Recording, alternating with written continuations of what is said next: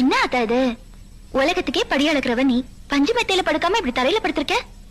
எங்க அண்ணன் பார்க்கடல்ல படுக்கிறவரு, என் புருஷன் பனிமலையிலேயே படுக்கிறவரு. ஆனா நான் இடத்தை பார்த்து வாழறவல்ல, பக்தர்கள் இதயத்தை பார்த்து வாழறவ. உன்கிட்ட பேசி ஜெயிக்க முடியாது. சரி எழுந்துரு.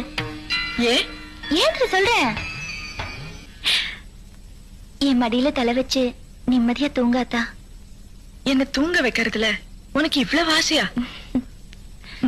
சரி தூங்க. சந்தன மல்லிகையில் துளி கட்டி போட்டி தாயினி கண் வளரே தாலே லல்லினோ